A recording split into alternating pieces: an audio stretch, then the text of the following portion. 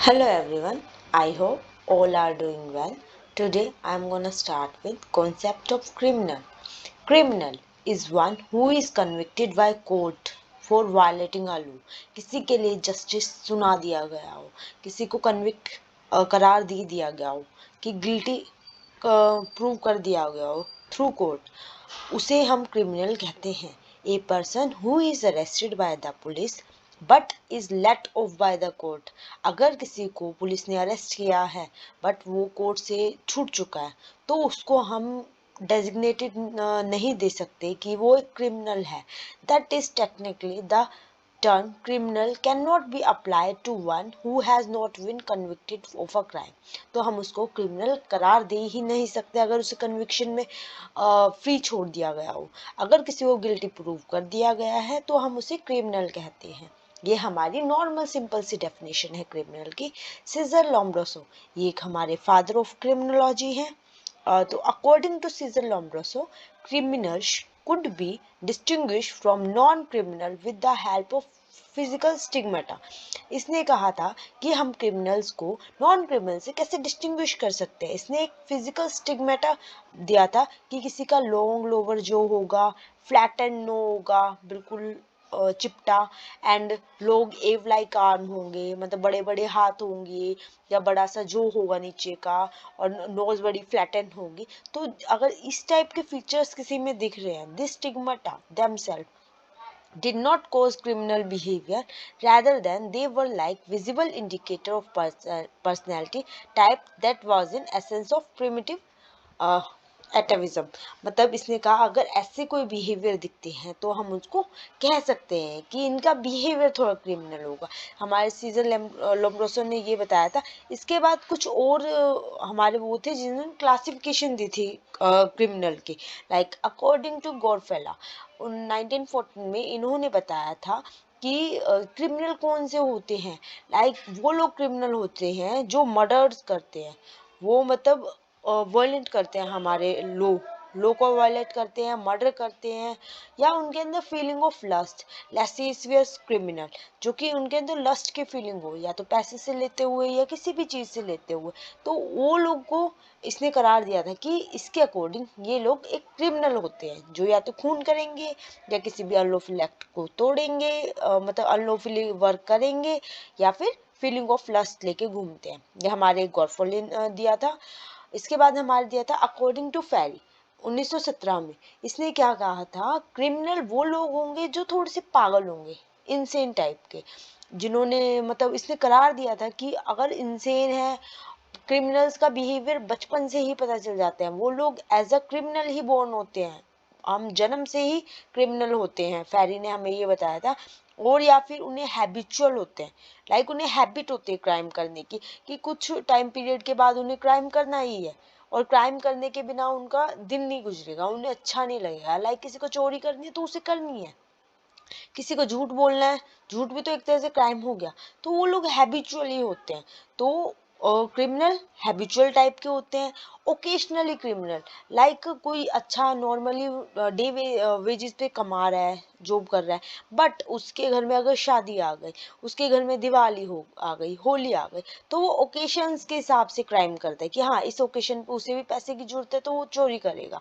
तो कुछ क्रिमिनल्स होते हैं जो ओकेशनली करते हैं, इसने अकॉर्डिंग टू फेरी. और कुछ होते हैं पैशनेट क्रिमिनल, जिन्हें पैशन होता है. इन्होंने अगर लाइक साइकोलॉजिकली बिहेवियर अगर हम देखते हैं कि कोई सिर्फ पैशन के लिए किसी को मारने में मजा आ रहा है. लाइक कितनी सारी हमारी मूवीज आजकल टाइम पे आ गई है जो कि यही दिखाती है.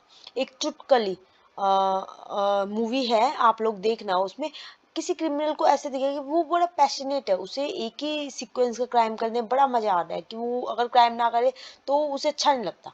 पैशनेट है उसके बारे में, जैसे हम अपनी स्टडीज को लेके पैशनेट है, वो क्राइम को लेके पैशनेट है. वो तरीके ढूंढेगा किस तरह से किसी को परेशान कर सकते हैं, किस तरह से हम पब्लिक को परेशान कर सकते हैं. उसका एक तरह से पैशन है ये हमारे फेरी की तरफ से उसकी स्टेटमेंट थी कि क्रिमिनल कौन से होते हैं. अब अकॉर्डिंग टू अलेक्जेंडर एंड स्टॉब 1931 में इसने बताया था, अलेक्जेंडर एंड स्टॉब ने, कि द एक्सीडेंटल क्रिमिनल होते हैं, कुछ होते हैं क्रॉनिक क्रिमिनल। एक्सीडेंटल क्रिमिनल क्या होते हैं, जो कि गलती से उसने लाइफ में एक बार क्राइम किया हो, लाइक उसने किसी को, एनिमल को ही हर्ट कर दिया हो, तो उसने एक्सीडेंटली किया है, उससे किसी के सिर में लग गया हो, उसने किसी की पर्सनल प्रोफाइल देख ली हो, पर्सनल थिंग्स देख ली हो, मतलब उसने एक्सीडेंटली क्राइम कर लिया बट उसने दोबारा उसको रिपीट नहीं किया है, तो वो क्रिमिनल होते हैं। और क्रॉनिक क्रिमिनल, जो मतलब कभी कभी क्राइम करते हैं, लाइक उसने एक बार क्राइम किया, वो पकड़ा नहीं गया, वो बच गया, तो उसने फिर से उसी क्राइम को कंटिन्यू करने की कोशिश करी, कि थोड़े टाइम बाद सेम चीज रिपीट करी, तो कुछ क्रॉनिक क्रिमिनल्स होते हैं। अकॉर्डिंग टू रथ केवन 1948 ने इसने बताया था, criminal will leave in a non criminal words.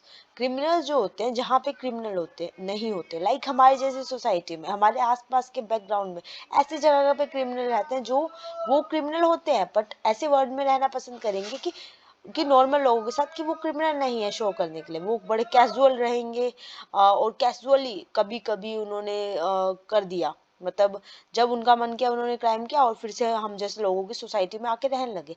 Occasionally मैंने बताया था कि ओकेशंस के हिसाब से, कोई फंक्शन है, कोई पार्टी है, किसी की शादी है, और उन्हें मौका मिल रहा है, किसी घर में कोई है नहीं, और वो कहीं बाहर गया, तो वो वहां से भी उसको अपना काम को चोरी कर सकता है या फिर क्राइम कर सकता है, उसे मौका लगा तो उससे कर दे।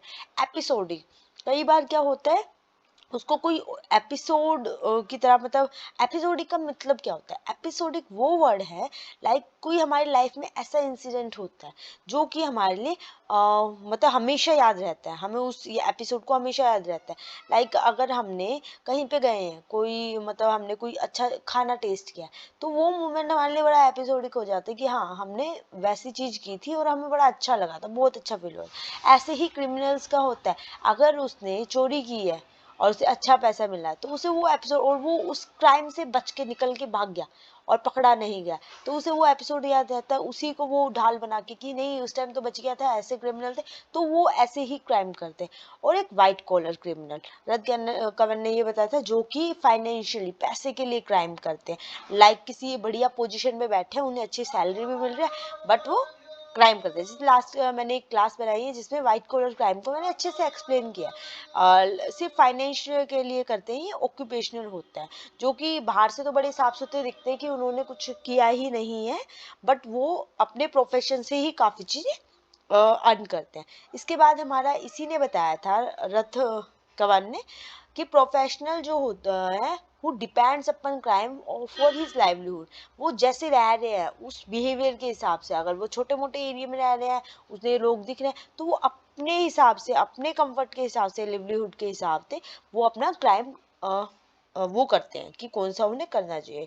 इसके बाद हमारा इसने ही बताया था, इसके बाद हमारे आते हैं ऑर्गेनाइज्ड, जो रैकेट चलाते हैं, लाइक ये प्रोस्टिट्यूशंस के हो गए, ड्रग्स के हो गए, तो ये who systemise this criminal activity just like some business in organisation. इनका एक हेड होता है, लाइक माफिया टाइप का जो होता है, ये पूरा क्राइम को ऑर्गेनाइज कर देते हैं, कि उन्हें क्या नाम है, ऐसे करना है, इनका हेड ये है, इसके बाद ये एक चेन को कनेक्ट कर देते हैं। वो एज अ क्राइम को एक बिजनेस की तरह चलाते हैं, जो एज अ क्राइम है, लाइक ड्रग डीलिंग के लिए बहुत सारे पैडलर्स होते हैं, वो एक दूसरे से कनेक्टेड होते हैं, वो ही तो एक तरह से रैकेट है, वो भी एक क्राइम है, बट वो एक ऑर्गेनाइज मैनर में किया गया है, कि वहां पे ये मिलेगा, वहां से ये मिलेगा। कोई भी टेररिस्ट एक्टिविटी होती है, वो भी तो एक ऑर्गेनाइज वे में होती है, तो वो भी ऑर्गेनाइज क्राइम के अंदर आ जाते हैं। फिर एक तो habitual, who repeat his her crime, जो अगर किसी ने ड्रग को सेल किया, उसे अच्छा पैसा मिला, तो वो उस काम को रिपीट करेगा। फर्स्ट तो वो नॉर्मली कर लिया, बाद में वो उस चीज को रिपीट करेगा। अगर किसी ने किसी का मर्डर किया, अरे उसे उस खून से बड़ा अच्छा लगा, तो वो एक पैटर्न बना के मर्डर करेगा, उसकी साइकोलॉजिकल बिहेवियर चेंज हो जाएगा। तो हमारे कुछ हैबिचुअल क्रिमिनल्स होते हैं। फिफ्थ हमारा आता है मेंटली एबनॉर्मल, जो कमिटिंग क्राइम करता है to satisfy his her psychological need, जो मतलब वही मैंने अभी बताया था, एक बार क्राइम किया, अच्छा लगा, तो उसको रिपीट कर रहे हैं, पर किसी की एक सीक्वेंस बन जाता है, एक पैटर्न बन जाता है, तो उसके मेंटली उसके ऊपर इफेक्ट दे रहा है, मेंटली एबनॉर्मल पर्सन बन चुका है, क्योंकि उसे अच्छा लग रहा है किसी का खून करना। वो अपने मतलब उसका किसी से कोई रिवेंज नहीं लेना, कोई दुश्मनी नहीं है, बट वो फिर भी क्राइम को कर रहा है, कोई भी मिल जाए उसी को मार रहा है, कोई भी मिल जाए उसी के पास जाके उसे परेशान कर रहा है, तो ये मेंटली एबनॉर्मल।